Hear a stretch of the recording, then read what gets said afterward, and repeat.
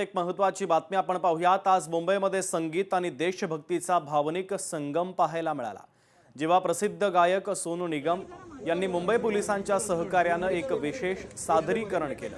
Naigaon police संकुलामध्ये झालेल्या या कार्यक्रमाने उपस्थित सर्वांना भावुक केलं। मुंबई पोलिसांच्या खाकी स्टुडिओने नायगाव पोलीस संकुलामध्ये बॉर्डर 2 चित्रपटातील घर कब आओगे हे प्रसिद्ध गाणं सादर केलं। या खास प्रसंगी सोनू निगम स्वतः व्यासपीठावर उपस्थित होते आणि मुंबई पोलीस बँडसह त्यांनी हे प्रतिष्ठित गाणं पुन्हा एकदा सादर केलं। हे गाणं ऐकून संपूर्ण परिसर टाळ्यांच्या कडकडाटाने दुमदुमून गेला।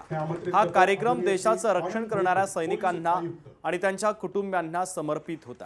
घर कब आओगे हे गाणं नेहमीच देशभक्ती आणि बलिदानाशी जोडलं गेलंय आणि यात सोनू निगम यांच्या आवाजामध्ये खाकी स्टुडिओसह त्याच्या सादरीकरणानं हे एक नवीन उंचीवर पोहोचवलेलं आहे। मुंबई पोलिसांनी सोशल मीडियावर देखील या विशेष कार्यक्रमाचं थेट प्रक्षेपण केलं।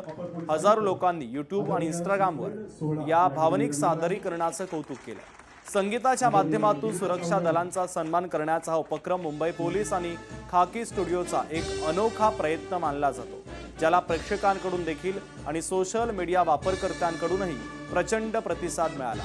कार्यक्रमाच्या शेवटी सोनू निगम यांनी मुंबई पोलिसांच्या या उपक्रमाचं कौतुक केलं आणि देशाची सेवा करणाऱ्या पोलीस कर्मचाऱ्यांसोबत स्टेज शेअर करण्याचा मान मिळाल्याचं सांगितलं। संगीत, आदर आणि देशभक्तीचा हा संगम तिन्ही नायगाव पोलीस संकुलामध्ये एक अविस्मरणीय कार्यक्रम पार पडला।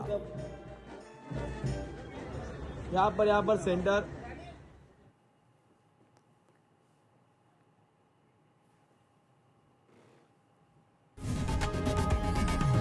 लोकशाही मराठी ऐका, पहा, जागरूक रहा।